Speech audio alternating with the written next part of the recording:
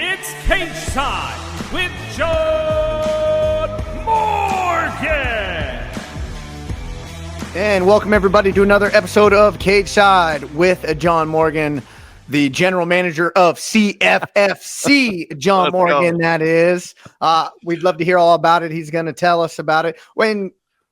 Let's not waste any more time. Let's bring him in. His name is on the marquee. Follow him on X, John Morgan _MMA, the new full-time general manager of CFFC. John Morgan, what's up, pal? Hey, man, I appreciate that. Yeah, big personal news for me, man. That was really exciting to kind of been in the background in the works for a while. Obviously been working with CFFC since 2019 as a broadcaster and a commentator, just generally kind of taking on gradually more roles and really expressed the desire to say, hey, man, I'd love to get in on this side of the things full time. And Rob Haydak has been working with me for quite some time on kind of developing that role, and finally got it official, finally got it announced. So, I was always very much a CFFC homer and a CFFC loyalist already, but just expect to see that go to another level. So I'm really excited about this time in the career, man. It's a great next step for me, man. So I'm fired up. I appreciate you acknowledging that today. And I think if we're going to rank like the hierarchy of like regional independent promotions, in my head at least, you have Cage Warriors over the pond. Yep. You have then you have CFFC and LFA, and I kind of put those as like the three big, and then you have your regional promotions, right? And I got to say this not just because you're my friend, but I really think with an addition of you, it could really elevate that to be CFFC, Cage Warriors, and LFA. Because let's be honest, it was just LFA a number of years ago. It was right. It was just LFA. And then, CFFC started making this rise, getting on Fight Pass, and I put them as, in the same category. But I mean, you're widely respected in this game across all platforms, across all promotions. So I really think with the addition of you full-time, it could really take that next little jump. And I bet you that's what, Rob is thinking as well. 100%, man. I appreciate that. You're going to make me blush over here. Get me all embarrassed first thing in the morning. But no, I appreciate that. Yeah, I mean, you know me well enough to know just how passionate I am about this game, man. Passionate about the sport, passionate about, giving an awesome platform to these athletes to develop, passionate about providing something fun and entertaining for the fans. And so to be able to focus on it more full time, man, it's just really an honor for me. And yeah, to be mentioned with those organizations is awesome, man. I mean, it's funny. The other day I was watching the UFC at the Apex, and I was sitting next to Ed Suarez the entire day, who was an old friend of mine, a big key manager in the game, and obviously runs LFA at this point now. So it's a healthy rivalry, right? You know what I mean? You need that. You need that healthy rivalry, right? Like you all have respect for each other. You work for each other, work with each other. But you kind of want to be that best, you want to deliver the best you can. So it's fun, man. But yeah, really exciting time in my life. And yeah, hopefully I bring some value to the table as well. And I'm anxious to see what we can do at CFSC. Because look, it's already a great team. I can't express enough, man. When I first started working for those guys in 2019, just their level of professionalism, their level of commitment, just the people they are as well. I know you've been around a lot of them. I was just man, this is an organization I want to be a part of. Like, this is a team I want to be a part of. And so that's why every opportunity I had to just get a little bit more responsibility and put a little bit more on my plate, I did it, man. And it's come to this. So very exciting stuff for us for sure. And like I said, for me personally. Yeah, in my opinion, CFFC is the best. I mean, one, they run more shows, and I think the production value is just higher. And that's where I think they really excel at, is a production value. But we could talk about regional promotions all day and your new exciting job. But a lot of the masses want to hear about some MMA. But before we get to that, we have to talk about, in my opinion, the biggest moment in NCAA wrestling history happened Saturday night. I jumped off my couch, scared my wife half to death, and I'm just saying, hold on to him. Hold on to him. She's like, why this? And I go, because if he escapes, it's going to be a point. It's going to go into overtime and yada this. So what I am talking about, if you guys don't know yet, Wyatt Hendrickson from Oklahoma State, but let's not forget, Air Force Academy graduate, holding off his military service to be able, and they let him transfer to Oklahoma State to compete another year to have this moment, and he got it by taking out maybe the greatest collegiate, that's really up for debate, but let's say decorated as a collegiate wrestler of all time in Gable Steveson. And it's not that he beat him. It was the dramatic fashion in the way he beat him with 45 and 47 in attendance, walking out with the flag around his shoulders, Gable taking exception to that, and for everything to unfold the way it did. Gosh, I'm getting goosebumps just thinking about it right now because it was amazing. It's funny. I'm getting those little goosebumps as well. And the scene you described is exactly what was going on in the Morgan household as well. My son, who, doesn't watch a lot of stuff, but because I was home, because UFC London was on during the day, watched that and then flipped immediately. The timing on that was perfect, right? Ended and then flipped it over to wrestling. He watched it all with me. And, he doesn't watch a lot of college wrestling, but I was just explaining the accolades of Gable Steveson, Olympic champion, the athlete that the guy is. He's already had a stint in the WWE. I tried to make it in the NFL as well. I mean, this dude is like elite level athlete. He came back. He's tearing through everybody. And scene Brock there in Philadelphia. Brock level 100% of just that kind of athlete. I mean, if you watch the guy compete throughout the entire season, I mean, that was the only takedown he gave up of the entire season. This dude, if you watched him all year long, it just seemed like a cheat code. It was unfair. But Wyatt Hendrickson, 20 seconds left in the entire, not the match, the entire tournament, the rest of his amateur career, 20 seconds left, and Wyatt gets the takedown. He comes in on the single, sucks it in, turns the corner, grabs the double, turns the corner, and gets it. But let's keep the stage going. That made it 5-4. That made it 5-4. Gable, all he had to do was get up and get out, which would have made it 5-5, and we are going into sudden death overtime. And Wyatt Hendrickson said, I am clamping down. And you saw Gable. He even tried to swim up and over. And then that big polar bear Wyatt just kind of dragged him right back down to the match. And I probably watched it 20 times. And every time I watched something different. I watched them the first time and the second and the third. And then I watched the coaches on the fourth time. Then I watched the officials at the table the fifth time. Then I watched a section of the crowd the sixth time.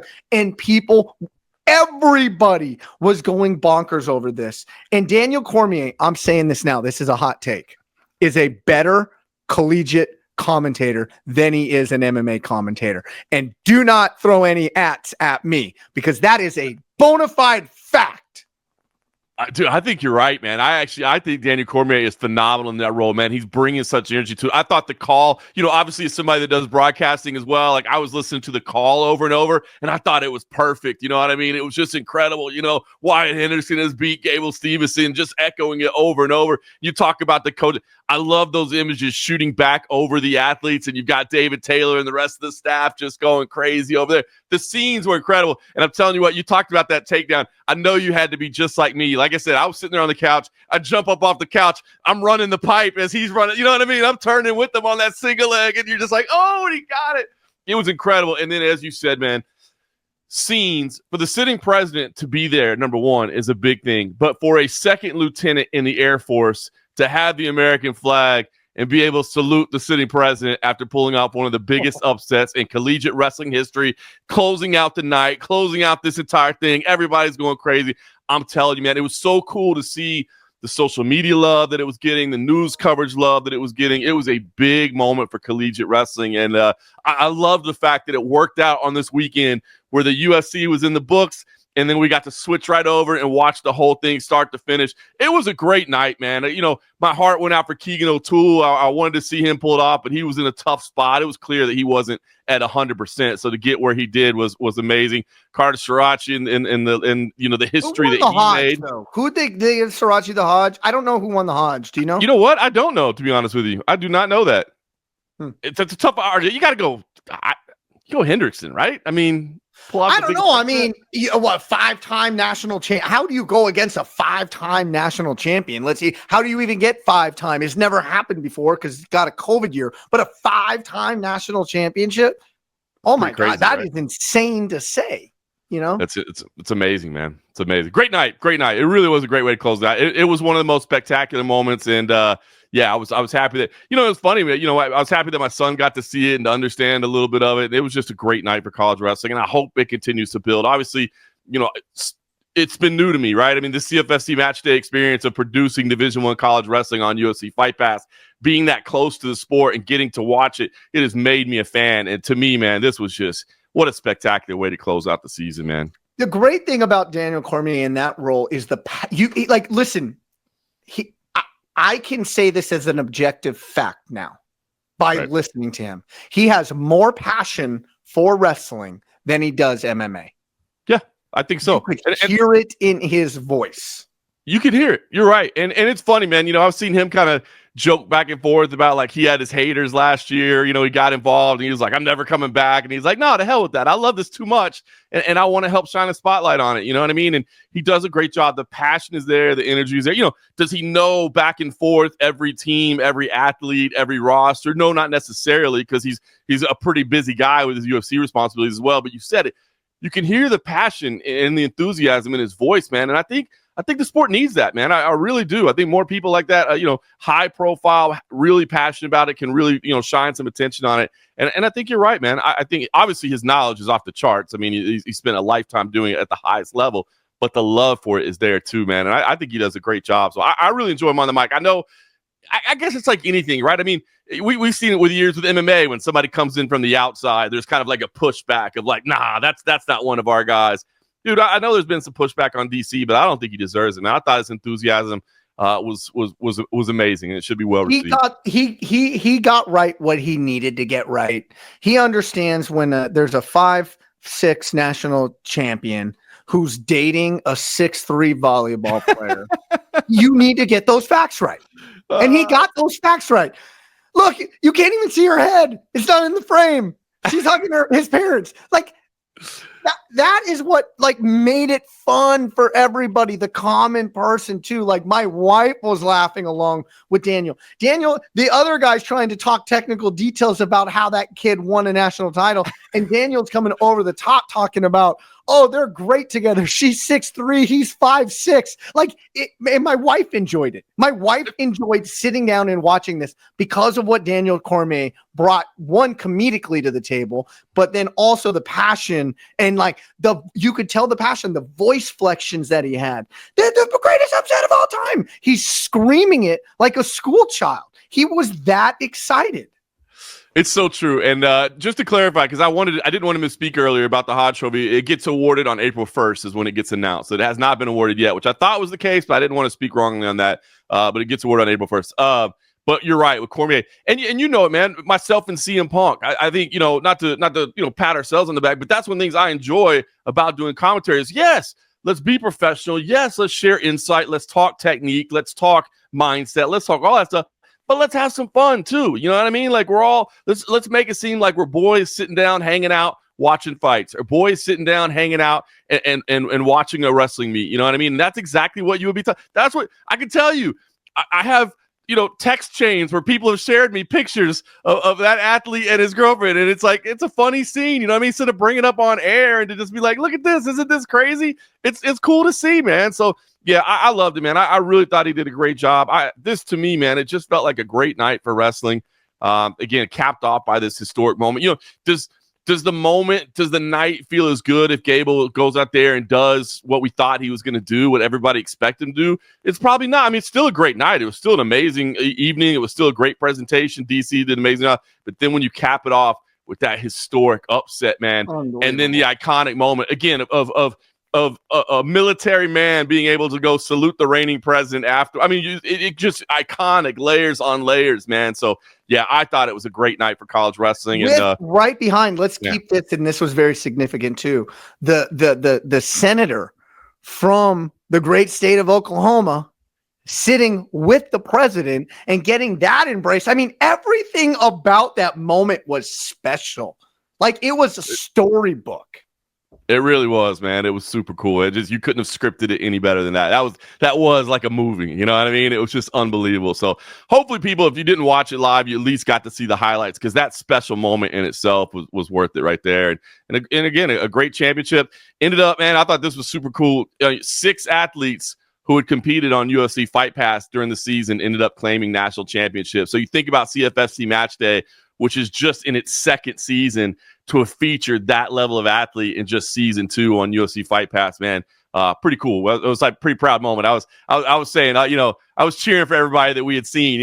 They become Team Fight Pass. They become CFFC Match Day. So it was cool, man. It was great. And I was texting Shane Sparks afterwards, man. I'm like, man, first of all, Shane Sparks, who works on CFFC Match Day as well, he did a great job all weekend long. He does the Matt Cast where they're talking about all the different things going on. He did a phenomenal job. And so I just wanted to say, hey, great job to you. And then I was like, man, maybe next year we can start this thing early, like in mid-September or something. This past year we got to do the very first college wrestling match of the entire season. We got a special exemption to go one day early before the rest of the nation. So I was joking with him, maybe next time we'll hit it up and see if we can go like a month and a half early, man. I'm looking forward to next year.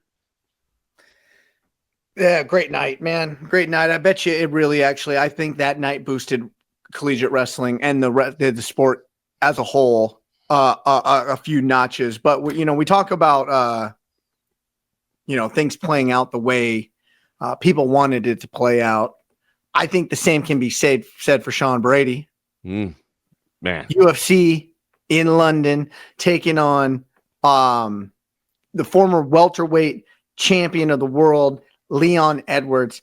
And outside of the first round, this was not a competitive fight. No, it really wasn't. Sean Brady, I'll go ahead as the CFFC general manager and say former CFFC champ Sean Brady. But yeah, amazing performance, dominant performance, right? I think if there had ever been a criticism of Sean Brady, and it's tough because, he's had an incredible record, right? The lone loss that he had aged pretty well to Bilal Muhammad, who's now the reigning champion. But I think if there was ever a criticism of it, it's like, look, he's dominant and his wrestling and his grappling is incredible, but sometimes he's a little too focused on just control versus really doing damage and really, putting in work in those positions. And I thought he was a lot more aggressive in every position. And again, could have just continued to ride things out. I think Leon Edwards, and I mean this with no disrespect whatsoever, but it looked like he was kind of broken in that moment. And Sean could have just rolled him out and cruised to a decision, but he gets the 4th round finish. He does it in enemy territory in England. Just a spectacular night all the way around. As you said, competitive opening round, looked good. Okay, we got ourselves a fight. And then Sean just took over. And at one point, you got Leon shooting a takedown on Sean Brady, which I assure you was never in their game plan whatsoever. So incredible performance of Sean Brady. I was really happy to see it for him. Yeah, let's be completely honest here. Brady overwhelmed Edwards to a degree that Edwards, he wanted out. I firmly believe that, right? And not from the standpoint of like, I'm quitting. It's just like, this is just, it's, the pressure is so much. This is, and so, and if we go back and watch that finishing sequence, it's almost desperation by Leon Edwards. He shoots this underhook up, right? Which then elevates his head and his back and his neck and his body, to which you grab in half guard, mind you, a guillotine choke from the top. Now, I'm going to be real honest. That is actually my favorite technique. Nice. That exact finishing sequence. But let's not fool anybody here. It's not a vicious choke, right? What I always call it is I call it a panic choke, right? Because it's the compression that you're putting on somebody, right? So we're, guillotine right here, and it's almost like a chin strap guillotine rather than like the carotid, right? Right.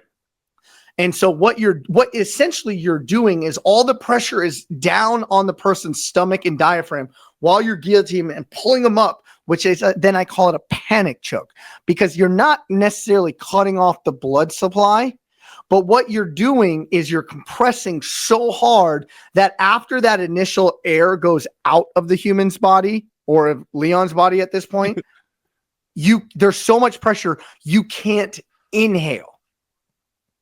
So you panic, right? And you tap. That's why I call it a panic tap, a panic choke.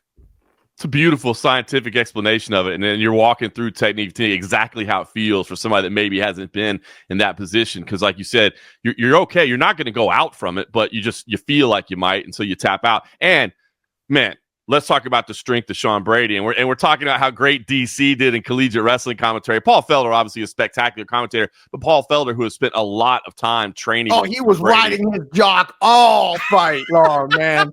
No, but I mean, because he had intimate training knowledge. Yeah. Well, they're definitely boys. There's no question about it, but they know each other. But it's the truth, right? Like anybody that has been in that position will tell you in the room, like that dude, you do not want him on top. Like that is his jam. He's in that position and you're stuck, and just the power and the strength that he has is unbelievable. But I love the fact that Paul Felder, just as soon as it was wrapped in, he's like, oh, it's over. Like he's not getting out of this one. I mean, that in the same way that's your favorite technique, that's Sean Brady's sequence as well, right? He loves getting on top, and he'll look to isolate that arm, and maybe he'll look to attack the arm with the Kimura, the key lock, or something on that side, or maybe he's just getting you thinking about that so that he can just sneak back, reach back, and grab that guillotine. It's a beautiful little combination of sequence that he knows he's got a couple options that he can turn to. And that's what makes it so. I mean, that's the thing you love about grappling, right? That is one of my favorite things about grappling is when you see guys that not only are they great at techniques, but they're great at setting traps, right? Like I'm going for this move right now, and it's not because I even think I'm going to get it whatsoever. It's because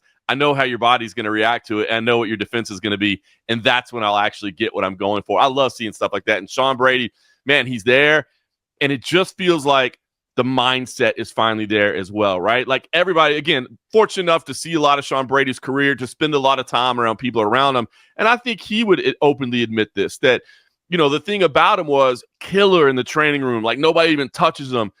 But there's that little doubt, right? There's that little doubt sometimes when it comes time to get into game mode, whether it's because it's self-doubt or imposter syndrome or whatever you want to call it. Everybody has it, right? I mean, even I imagine the first time you step out there in a black belt competition, it's a little bit like, oh, I don't know. You know what I mean? Like it's natural, right? It's natural. So I think Sean has finally gotten over that mental hurdle. Well, like, no, I belong here. I am this guy. I am the dude in the training room. I'm that same guy in the UFC octagon. I don't care if I'm halfway around the world. I don't care if I'm in a former champion's backyard.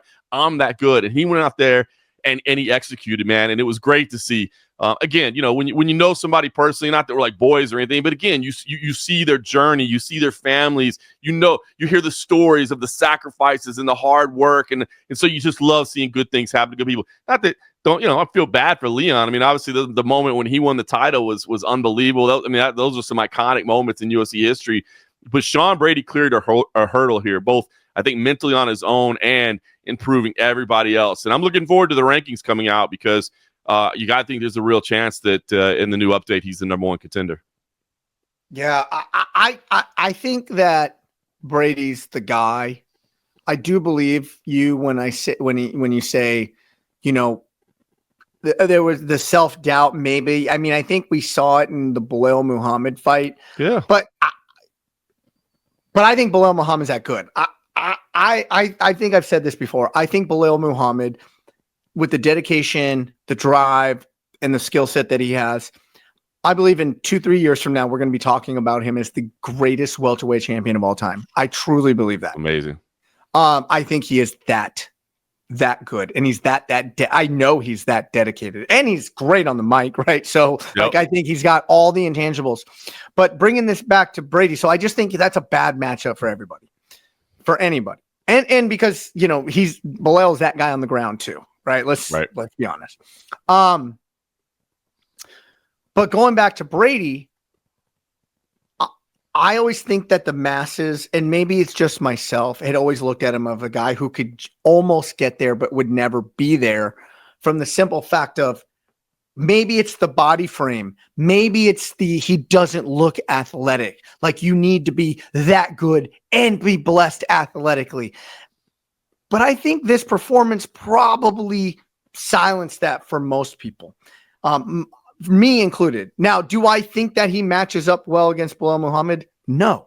I don't think any human in this world matches up good against Belal Muhammad. So that is in my opinion, a whole nother step. But Belal Muhammad didn't go out and finish Leon Edwards. That's right. You know what I mean? Like, that shows something. He took it to another level. So I agree with you. It's a tough matchup. Well, it's a tough matchup for anybody. So I get what you're saying. It's not a criticism of Sean Brady. It's just reality, right? And Sean's striking, I think, leaves a little bit to be desired. I mean, I think because he's like so broad and he's so big in his shoulders, you know, it just doesn't necessarily flow like an expert level striker out there. But again, the aggression was there. And I like the fact that he's trying to do damage and that he's not just looking for grappling setups when he's on top, but he's trying to do a little ground and pound as well. And so I really think he took his game up here. You know, I don't know if a title shot is next. I mean, obviously we know Bilal Muhammad has Jack Della Maddalena in May in Montreal. So, but I mean, who else could be after that, though? Let's be honest. Like, where are we at with people? Well, it really, you're right. Okay, so you would really say, because Shavkat Rakhmonov was supposed to be in this fight, right? Jack Della Maddalena stepped up to take this fight for Shavkat, but Shavkat sounds like he's going to be out for a little while. Now, you got Ian Machado Gary as well, who says, well, wait a minute, man, I had a really good fight with Shavkat, and he's probably hurt because of things that I did to him in the matchup, so maybe I'm there as well. So I would really honestly say, at worst, because it sounds like Shavkat's out. So if Shavkat wasn't out for a long time, maybe you would say, hey, you got to have one more contender fight. But I think he's out for a while. So I would say at worst, you're talking about Sean Brady versus Ian Machado Gary for the right to fight for the title at worst. But I also know that Sean's not in a big rush right now too, right? I mean, that was a big discussion point around this, is he just had a brand new baby. It was a little bit of a concern for him to even take this because it was so new to, you know what it's like as a father, man, to just, have a newborn baby and bounce immediately for something like this. And the type of commitment it takes in training camp. You know what I mean? If you're going to be good in this sport, you got to be selfish, man. That's why you always got to look to the people around. He said he was offered this fight, the Leon Edwards fight, the day he brought his new baby home from the hospital. Yeah. And they took it immediately. Man, that's confidence, though. It is confidence. And he realized, like, I need moments like this to really help elevate me, because he was kind of bubbling right beneath the surface, right? Yeah, he's good. But like you said, I think that was a knock. Oh, he's good, but I don't know if he's ever going to be that good. He needed a fight like this, an opportunity like this, and good on him and his family to say, hey, we'll take care of things while you're away. You go handle business. You know what I mean? And so this was a big moment for him. And at best, I mean, that title fight would be 8 months away. Yeah. 100%. At best. I mean, 100%. So there's a lot. So, I mean, that could be a, November-ish type call. And we'll get there. I got something else to talk about in November. Yeah. And you know where I'm going with that. Now, I got to talk about Leon Edwards, right? I have to. Yeah. Like, this guy is so ultra damn talented, and he has the worst body language in the history of MMA. And he seems to have the worst output in the history of MMA. And it just, like, I don't know if perception is reality or if reality is reality here. There is something holding this man back, though. And I don't know what it is. And I don't know if it's a motivation issue, or I don't know if it's me. I'm misreading what I'm watching. But it's interesting. No, it drives me crazy. Because I know what you're saying, right? Where it's almost like the body language is like just kind of ho-hum, lackadaisical out there, right? And as you said, the output isn't really there. So you're so right about that. You know what I mean? I mean, to the point that, look, one of the most spectacular moments in UFC history, right? The head kick knockout of Kamaru Usman, man. I mean, that is unbelievably one of the best moments in UFC history. His reaction, his post-fight interview, his calling his mom on face. That is an iconic chapter in MMA history. But let's not forget, with a minute left in that fight, he's losing handily, to the point that, there's that famous quote from his coach, which is amazing. It's like, don't let him bully you, son. You know what I mean? It's like you're being bullied in there. You're not doing anything. And so you're right about it. But the fire and the drive and the commitment is there. I mean, you don't reach the highest level of the sport without being incredibly committed and incredibly professional and incredibly good at what you do. But you're so right about that, man, where it just feels like, what are you doing? Why is there no sense of urgency here? Like, why are you not? It feels like that lackadaisical ho-hum body language. And I don't think that matches up with what's going on in the mind and the commitment that he has on a daily basis, but it is a little bit maddening to watch at times. Yeah. All right. Hey, you know what? And I'll be honest, since you're talking about that, I'm kind of interested to see where he falls in the rankings as well. You know what I mean? If Sean Brady rises to number one, it was Leon Edwards number one. I mean, does Leon only drop to number 2, or now all of a sudden you start looking, well, Shavkat's right there, so maybe he drops to number 3. And well, if you got Shavkat there, what about Ian Machado Gary, who just barely lost to Shavkat? So does he drop to number 4? I think it's a coin flip of who's higher, Gary or Leon Edwards, and I'm not going to be upset. Yeah, I wouldn't be upset if you put, but I do think it's Bilal, champion, Brady, Rachmanov, and then pick your poison. Yeah, and maybe that's the fight to make. That's the fight to make. That's an option as well. So I think he falls to 3 or 4, and yeah, that could be a great fight as well, man. That could be a phenomenal matchup. Be interesting what they do next to them. But you're right. Is it something inside, or is it something that we're just looking at from the outside and we're looking at it wrong? He's the only one that can answer that. So be interesting to see how it all plays out. Yeah.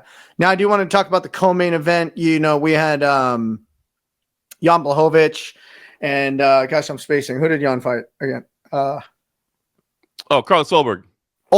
Yep.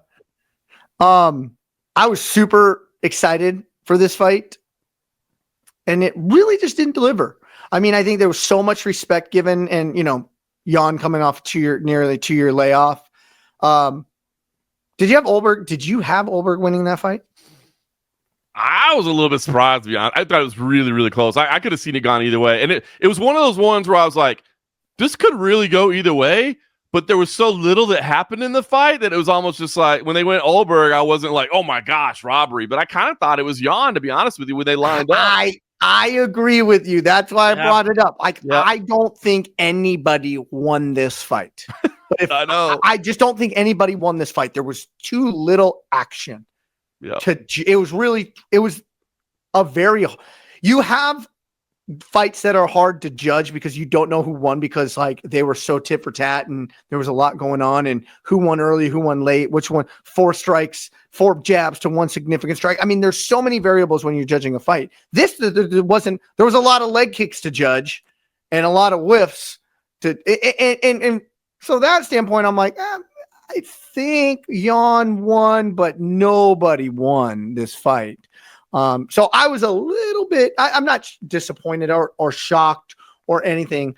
I just came into it thinking like, I think Jan won just because from on television, it looked like his leg kicks were a little bit harder. And that's all I have to go off of. Leg kicks are so tough to judge. I mean, they're valuable. I mean, they are valuable, right? It's not like, hey, don't score leg kicks or whatever. Like, no, absolutely score leg kicks. But it's just so hard to differentiate between the two unless you're seeing like visible swelling or, you know, you're seeing visible limping or whatever. They're just, like you said, there just wasn't a lot of action in this fight. You know, maybe it picked up a little bit in the third. But yeah, to your point, I wanted to pull up the UFC stats.com to see the head strikes between the two. In round 1, Jan outstruck Carlos 3-2 in head strikes. In round 2, it was 6-6 even, and then in round 3, it was 11-8 Carlos Ulberg. So yeah, I really, to be honest with you, I thought maybe it would have been Jan Blachowicz when they lined up, but there just wasn't enough for me to just shout robbery from the hills and be appalled at the scoring of this. There just wasn't enough between it. It was a bit of a ho-hum affair, for being honest, and it's a shame too because it's a big win for Carlos Ulberg to put on his record. It didn't elevate him. I know, that's it. And here's a guy that is on this incredible win streak, but it's like a weird win streak where he just doesn't seem to be getting the momentum going that he really needs to go. And he's marketable as hell, man. I mean, dude's a good-looking dude, well-spoken, fun fighting style, but this just wasn't a big one. It's not like you're going, oh, got to be a number 1 contender fight next. I got to see that. You're just not. But he got to win. Kept his name in there for big-time matchups. He'll get another big fight next for sure. But he doesn't jump all the way up to now you're saying, okay, you know, when Ankalaev and Pajeda get done, you know, Ulberg's got next. You just don't feel that way after a performance like that. No, I think it was just, I don't want to say yeah, I will. It's disappointing. It was a disappointing fight, you know, especially because, you know, Ulberg came in, says, I'm going to finish him. He didn't show the urgency in wanting to finish him. But, you know, when you feel the woofs going by your face of, you know, that Polish freak throwing sledgehammers at you, you know, sometimes you get gun shy. I ain't blaming him. I'm just saying. Yeah, it was a little bit of it stopped the momentum, right? Because like the Kevin Holland Gunnar Nelson fight was, I thought, very, very entertaining and fun, right? Like I had a great time seeing that, the way their styles came together, and that was on the heels of the Molly McCann moment, which, you know, wasn't a great fight, but the emotion of Molly McCann walking away, I felt strongly. I like Molly a lot. I've had a chance to be over in Europe and interview her several times, and I just can't tell you how beloved she is by everyone around it. And I just love the message that she had. Hey, anybody watching this, just know you can do this. Don't doubt yourself. You can be here. You can do this. And Molly is not the greatest natural athlete of all time or whatever, right? But it was just grit and determination and hard work. And you saw her longtime teammate, Patty Pimblett, kind of fighting back tears as she was retiring. I think that shows you the emotion and love. So you had that amazing kind of roller coaster of emotions with those two fights, and it's going into the co-main, and you got the big main coming up next, and that co-main was just a little bit flat. So I would agree with you. It was a little disappointing. I did the Kevin Holland flying omoplata against Gunnar Nelson, just hang. I mean, what crazy stuff, right? I mean, it's fun, man. Oh, it's fun as it gets, fun. Right? That's really what I walked away thinking. Man, we are lucky to have Kevin Holland in the UFC. That is what you call job security, because even with that, if he would have lost, he's still got a job.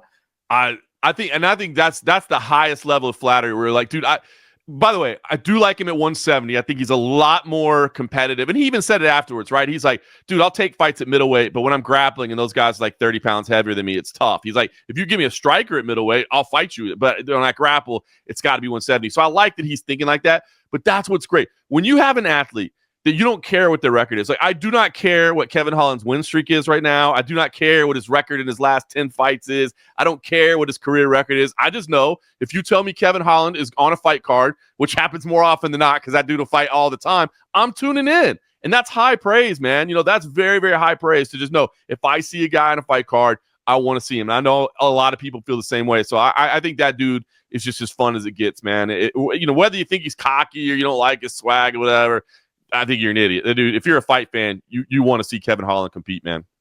Yep, I agree.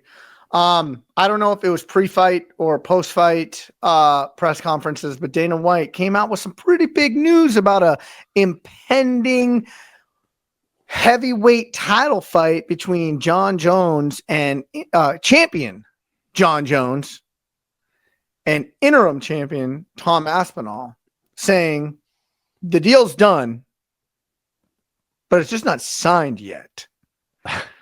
Now, this seemed, I read this a few different ways, right? It could be an ultimate kind of troll job by Jon Jones, right? I can see that. Or I see a different scenario of, we got to see how the calendar plays out. We need to see how this, that, and the other. And, we can't ink the date until we get things squared away. And we're renegotiating a streaming deal.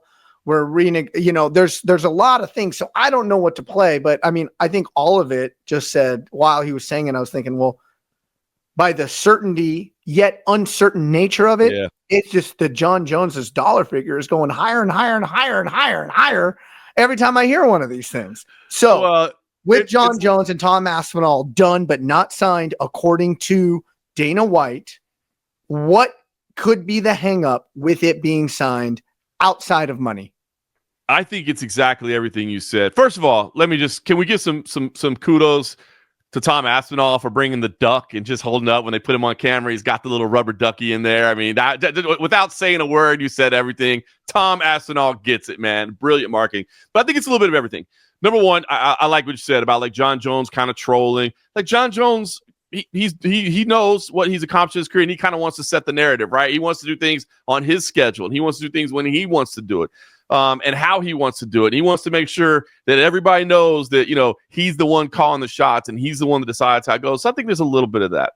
I do know that the UFC is at least discussing the possibility of moving the window of the traditional Madison Square Garden event, right, which is typically in November.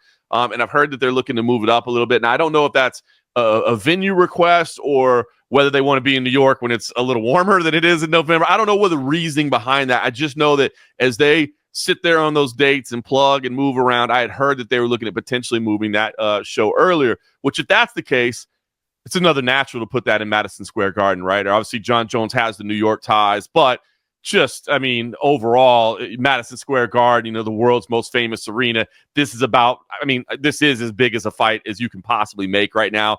I think, we said for a long time that I thought Jon Jones with Alex Pereira was the biggest fight you can make. It still probably would be, even coming off a loss. Honestly, people would still probably clamor for that.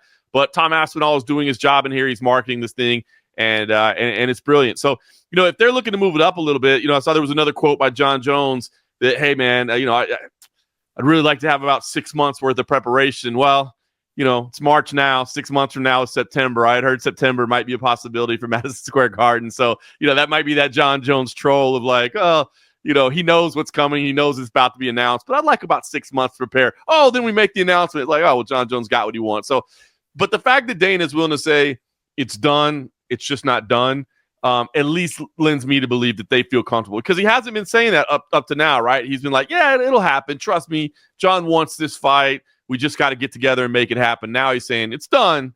We just got to get it done. And I think it boils down to that side of things, is reorganizing everything. I don't think the only one, and it is a fair question to ask, the only one that I don't think factors in is the new TV deal, because the new TV deal would be next year. And I don't think there's any way they let that fight. I mean, it would be a great fight to go to a new streaming partner or a new broadcast partner and be like, oh, by the way, here's what we got on deck for you. Just know we're coming out of the gate firing with Jon Jones versus Tom Aspinall. But I don't think anybody wants to see that fight put all the way off until January, right? I mean, that just holds up the entire heavyweight division. Because until you have this fight, and we talked about it, until you have this fight, it seems like every other heavyweight fight just doesn't matter, because and none of them have panned out to get somebody either. Let's be honest. This is like the lowest the division's been since I can remember. And I think that's part of it. Star power outside of the top two. Yeah, I agree, and I think that's part. Again, I mean, nobody has really been storming out the gates and really. Volkov had it on a platter to take it. Yep, and just didn't. So you're right. Nobody's really stepped up. And again, when this huge mega fight is hanging in the balance, you just credit to Jelton Almeida. He's been throwing his name out there, like, get me in there. But even as somebody who likes Jelton Almeida, and it's like a Jelton Almeida fan, you're like, slow down. We appreciate you, bro, but we got to get Jon and Tom in there to do their thing. Yeah. I'm just going to say straight out, like, prior to this weekend, I never thought that fight was going to materialize. I just didn't have faith in it, honestly. Wow. Because of like, why would Jon risk it at this point in the game? Like, honestly, he doesn't owe it to us. He doesn't. True. So, but now, his reported $30-40 million. That says a lot, though, man. That's generational wealth at that point. So goes a long way in Albuquerque, New Mexico.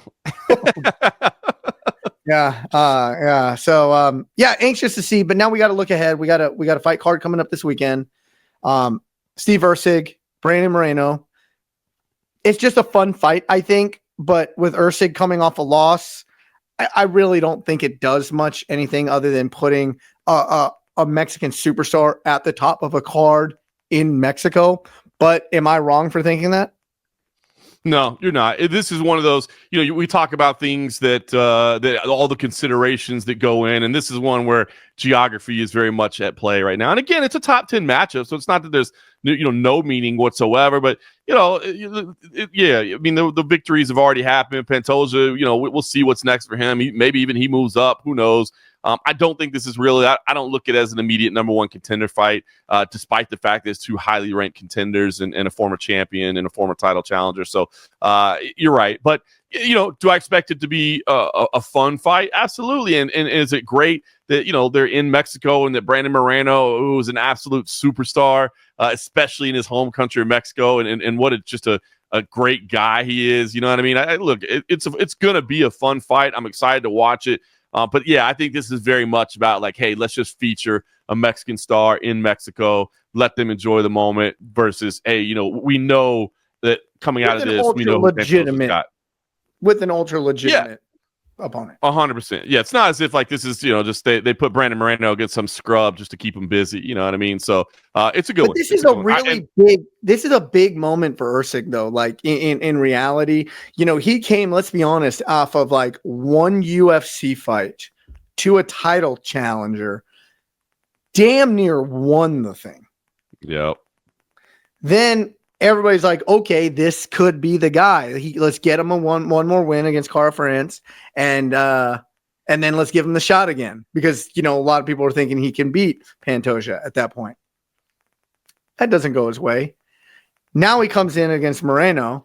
One more backstep. He's back to that guy. He's back to that guy that nobody's talking about or even considering again. So I guess you have to do it if you're Erceg. You got to take that fight if your long-term aspiration is to be a champion. But that's a risky fight. I'd rather go and get a dub first.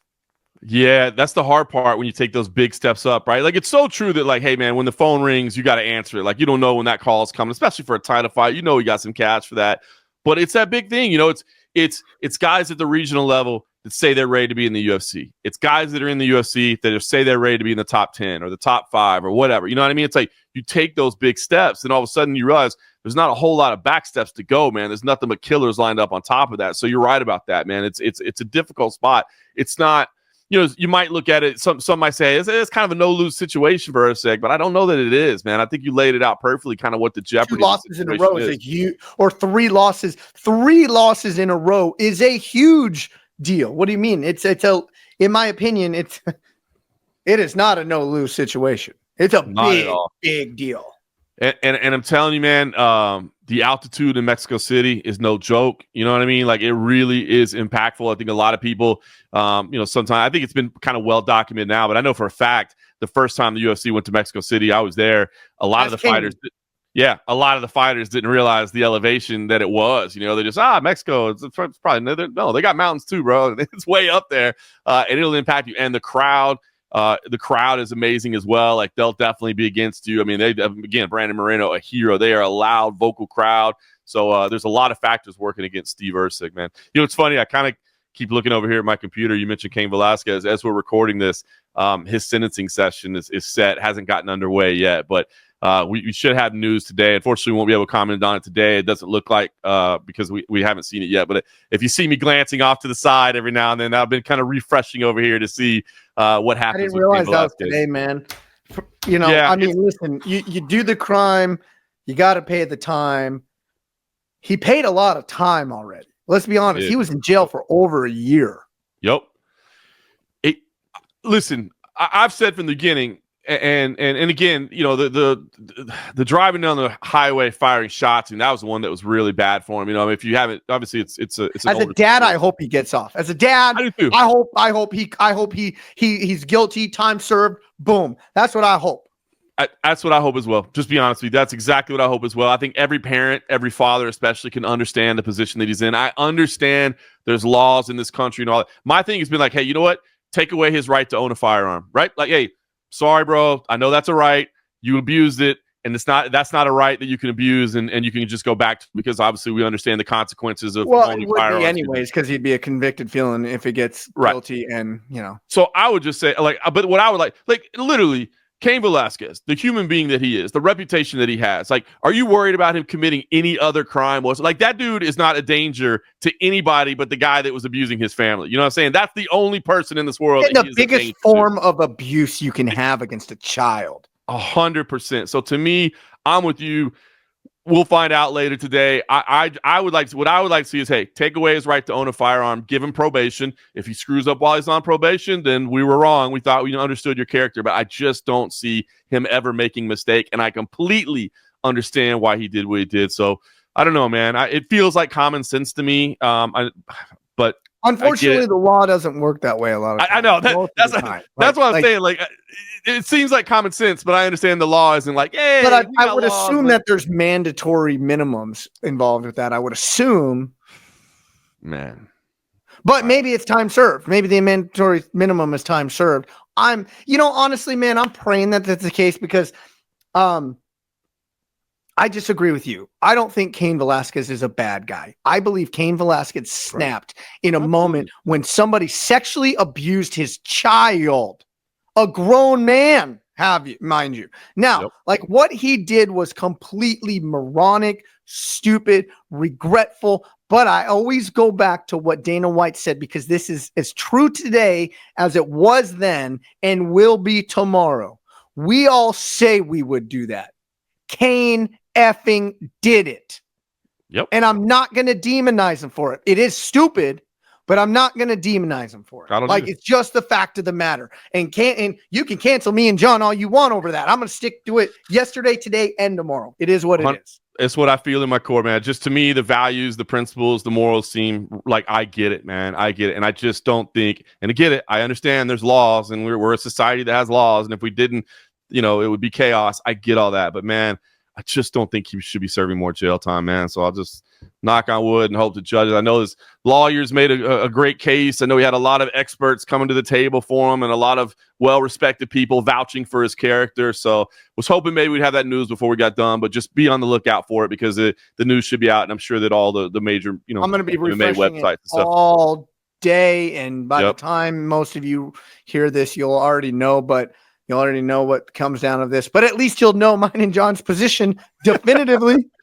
You will know whether we think they got it right or wrong. We don't know what they've decided yet, but I think you clearly know where we stand, and you will know whether we think they got it right or wrong. Because I'm sorry, putting the guy in jail. I would just find that to be wrong, man. I really just would find it to be wrong. This is where I argue against everything that I am as a person. I am a black and white guy. I mean, there's right, there's wrong, there's this and that. There's very little gray area in my life. And it's probably why I love refereeing as much as I do. Right? Right. Because everything's about absolutes, most everything to me. This is one of the rare exceptions. There has to be an exception for this. There has to be. I agree. Protecting a child, man. Protecting a child. Like, come on, man. Like, I'm with you. Like, if it was any other crime, that had provoked Cain, I would say, Cain, what are you doing, man? You should have gone to the authorities. You should have done this. Like, and I wish you wouldn't have handled this way. But I completely understand it. And anybody that's a father knows that, man. Like the first second, I'll never forget that moment. Like the first second I held my child in my arms, I remember that feeling like, oh, got it now. Like ain't nobody doing nothing to this kid right here. And so I'm with you, man. I'm usually very, down the middle. There's right, there's wrong. You know it. This just to me seems like the case where you gotta let common sense, you gotta let emotion play into it, not just black and white. What does the law say?